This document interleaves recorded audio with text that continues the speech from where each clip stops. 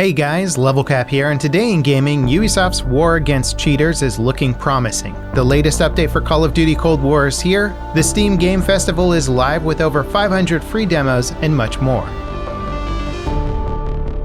Ubisoft went ham on Rainbow Six cheaters in 2020, issuing over 90,000 account bans. That's up 45% from 2019's number of bans. The reason for uptick in bans is actually improved detection measures. A new type of cheat sanction also led to 4,500 players being banned alone. Going forward, Ubisoft will continue refining their anti-cheat system to clamp down even more on cheaters and the people developing them. The early days of Siege were like the Wild West, with cheaters running rampant. Over the years, Ubisoft and anti-cheat providers BattlEye have worked closely together to improve detection. While things are going great for Siege's anti-cheat measures, it's a bit of a different story for their esports events. The 2021 Invitational has been postponed. It was originally supposed to kick off in France this month. Ubisoft worked closely with the venue and local government to set up precautions and procedures to keep players and event staff safe. Unfortunately, France had to close its borders to non-EU travelers recently because of the pandemic. That means LAN esports events like the Siege Invitational are a no-go regardless of what precautions are put in place. Ubisoft doesn't want to take the Invitational online because that could compromise the event's competitive integrity. The latest update for Call of Duty Black Ops Cold War is here. It adds a new zombie map, Firebase Z, brings back the iconic multiplayer map Express from Black Ops 2. The update also adds a new mode called Endurance to the Fireteam playlist. In this mode, there's always 5 dirty bombs active. This should reduce the pure chaos Fireteam matches typically run into as they get closer to the end. The score limit has also been doubled from 500 to 1,000 to balance out the additional bombs. Now, the new Zombies update is actually where the bulk of the new updates are focused. Assault rifles and submachine guns have had all their critical hit damage and max ammo stock increased. The Street Sweeper shotgun has a higher base damage and increased range as well. Armor level 1 is now granted with the first armor shard drop instead of having to buy it or drop on its own. The cryo freeze cooldown has been reduced from 3 seconds to 1 second, making it much more dependable. The napalm strike and artillery support items have also been added. Overall, this is a pretty major update for Cold War. Firebase Z is a massive map with tons of new enemies and secrets to uncover.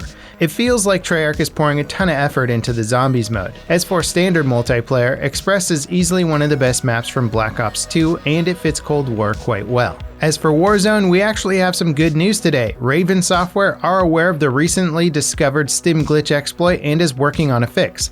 Hopefully it's a permanent one. Activision made a big song and dance of their response to Call of Duty personalities calling it quits this week by announcing a 60,000 cheater ban wave and promising more consistent communication from Raven from now on. Yet this is the same song and dance they've been performing since Warzone launched. The player base will believe it when they see it.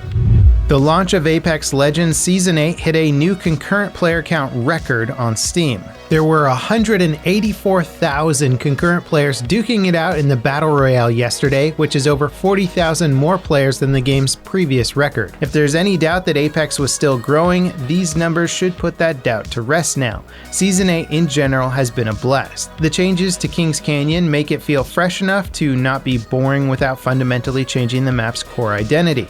Fuse is maybe a bit too strong, but he's not ruining the game or anything, and everything else about the update is pretty solid. In celebration of Apex's 2-year anniversary, a new event is coming to the game with a new collection of cosmetics. It starts on February 9th and goes until the 23rd. It brings back fan-favorite cosmetics with a new red theme. Players can unlock 2 event packs and 10 Apex packs just by completing event challenges. Buying all of the available event packs will reward you with 150 heirloom shards instead of a specific heirloom. This way you can buy whatever heirloom item you want. The Steam Game Festival is now live with more than 500 free demos and a ton of developer videos, streams, and deals. The event will be live for 1 week, which isn't exactly a lot of time to dig through those 500 games. The good news is Steam's event page should give you a pretty good selection of demos to play through.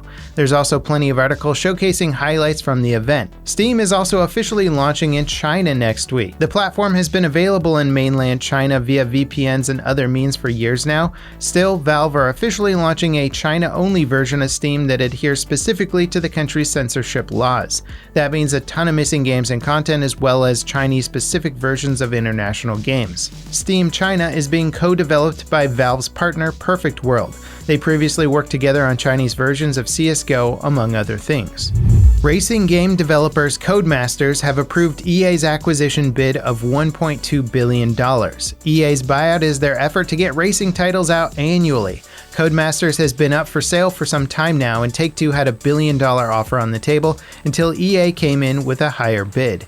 EA's current lineup of racing games rests on the Need for Speed and Burnout franchises. And while they both do well in the arcade racing scene, they're a far cry from the more serious racing games out there like Dirt, Forza, R-Factor, or Gran Turismo. Codemasters also has the Project Cars franchise under its umbrella, which should give EA inroads in the racing sim genre.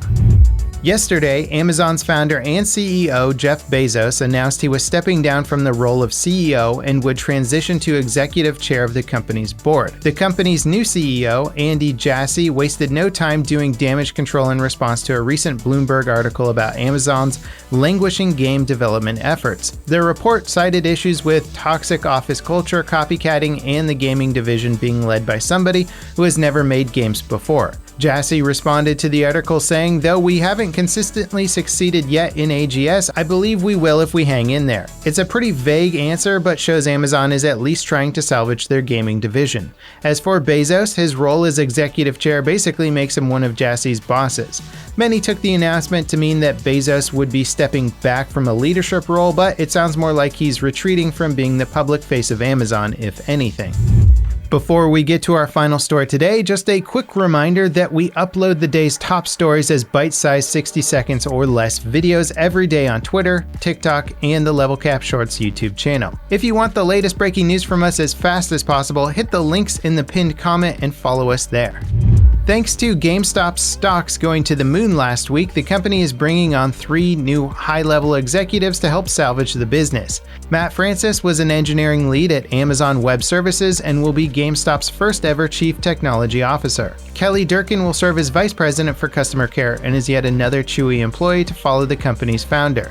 Finally, Josh Kruger will serve as VP of Fulfillment. He's worked at Walmart, QVC, and Amazon. And while it's not exactly clear if GameStop's stock boom directly influenced these hires, it's obvious the company intends to fight the suction of the drain they've been circling for years. The whole Reddit saves GameStop thing is a heartwarming story on the outside, but the inside story is that GameStop has had a lot of bad management in its past. They have a history of poor employee treatment and going against the nation's lockdown orders during the pandemic. The silver lining of this whole story is that despite GameStop's ugly nature, their stock price booming might have temporarily saved tens of thousands of jobs and position the company to have a more successful future. And that wraps it up for today in gaming. Thank you guys so much for watching, and I'll see you next time. This is LevelCap signing off.